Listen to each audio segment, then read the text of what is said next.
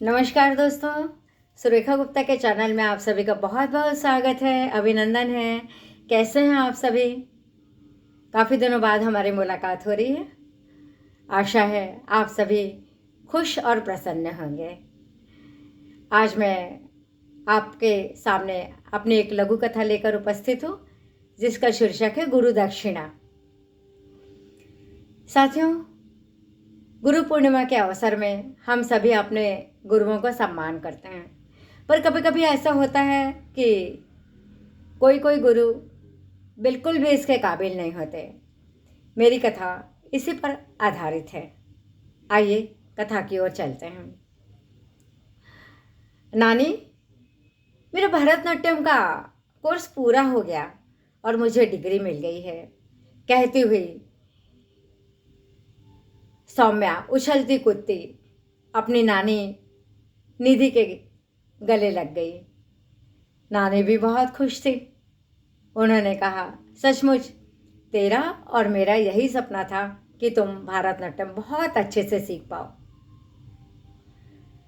पर नानी, मुझे ऐसा लगता है कि मेरी निवेदिता मैम को मुझे कुछ गुरु दक्षिणा देनी चाहिए।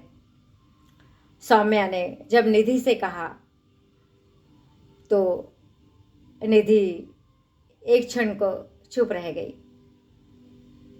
सौम्या की बात से वह अपने अतीत में विचरने लगी। उसे याद आया जब वह छोटी थी और भरतनाट्यम सीखती थी। भरतनाट्यम का कोर्स पूरा होने के बाद एक दिन गुरुजी ने सबको बुलाकर बोला, तुम्हारी शिक्षा पूरी हो गई सबकी, अब तुम सभी को मुझे गुरु दक्षिणा देनी होगी। तो एक एक करके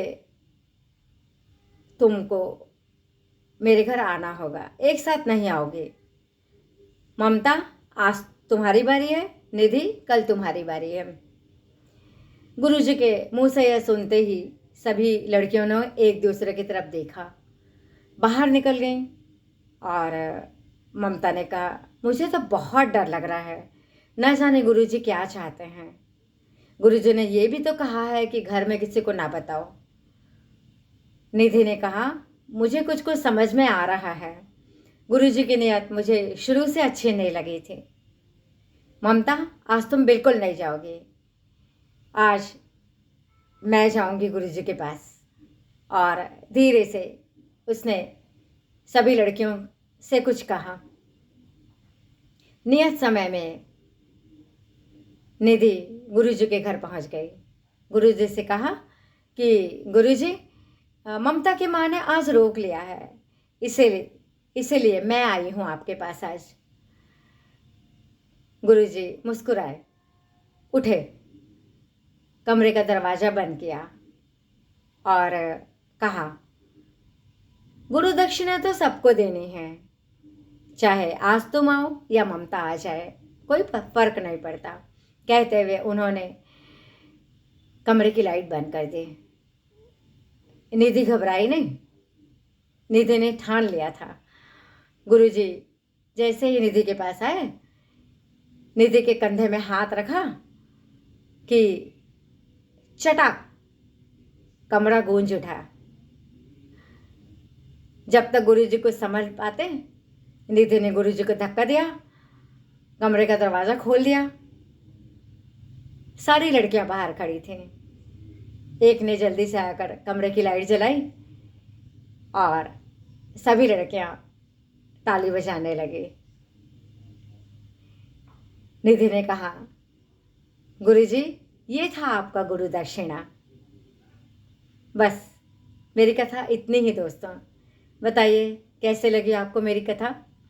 यदि पसंद आई हो तो लाइक कमेंट कीजिएगा, मेरे चैनल को सब्सक्राइब कीजिएगा, शेयर कीजिएगा मेरी कथा और मुझे प्रोत्साहित कीजिएगा।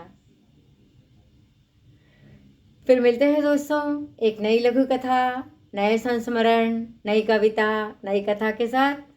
तब तक मुझे आज्ञा दीजिए। नमस्कार।